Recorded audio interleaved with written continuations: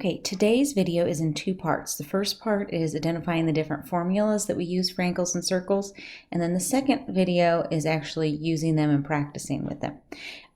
I am going to upload this document to Google Classroom, and if you print anything, this one might be worth printing or at least writing out and getting these formulas, because this will be really helpful to reference as you're doing your quiz next Wednesday.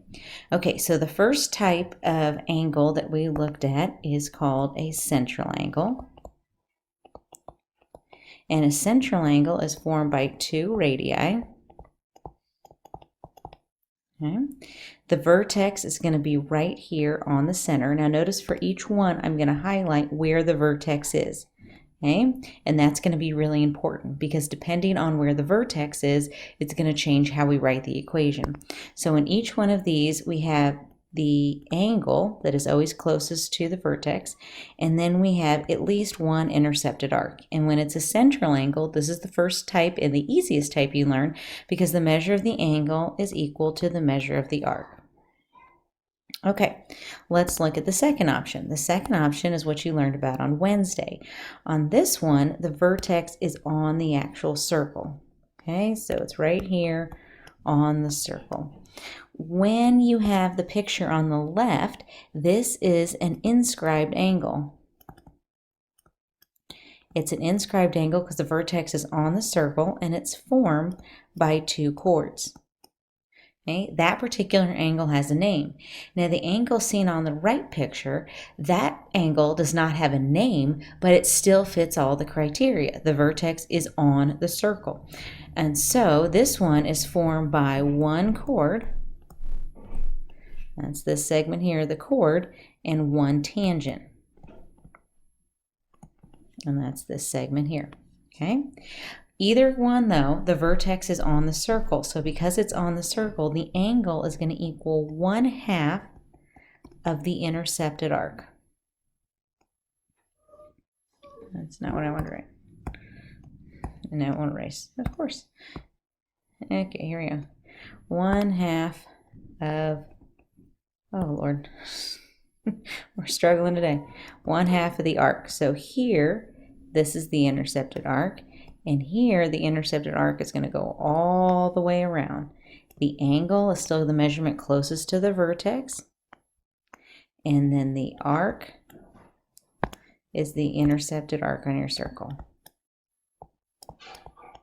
All right, so those we've kind of seen, but now we're going to do something different. Now the vertex is in, whoops, that's not what we wanted. I wanted a highlighter. Inside the circle. Now it's going to be anywhere except the center, because if it's on the center, it's a central angle. We've already had this, but this is going to be somewhere else. So when this is the case, you have the angle. Okay.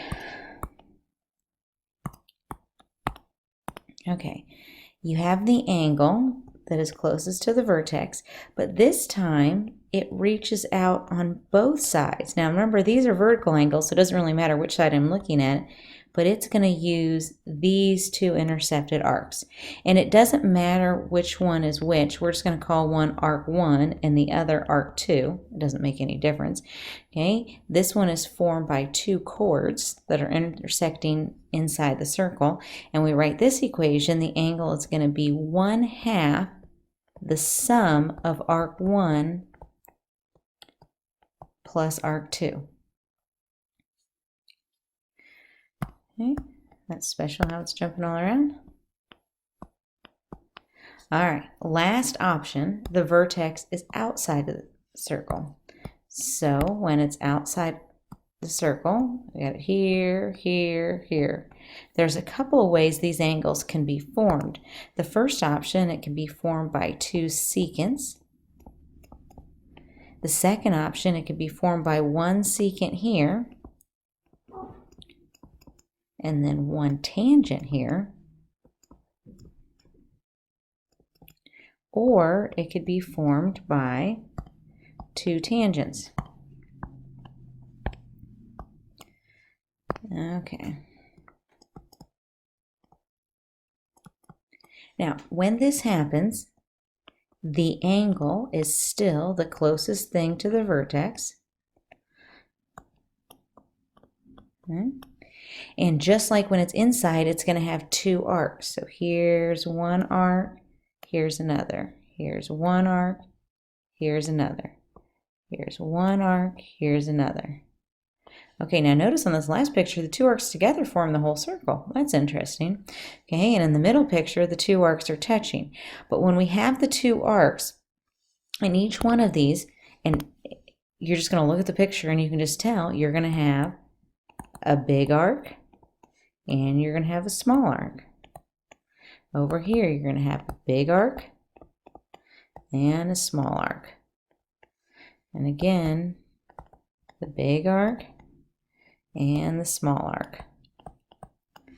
Okay, so your formula that you're going to use for this one is the angle is going to equal 1/2.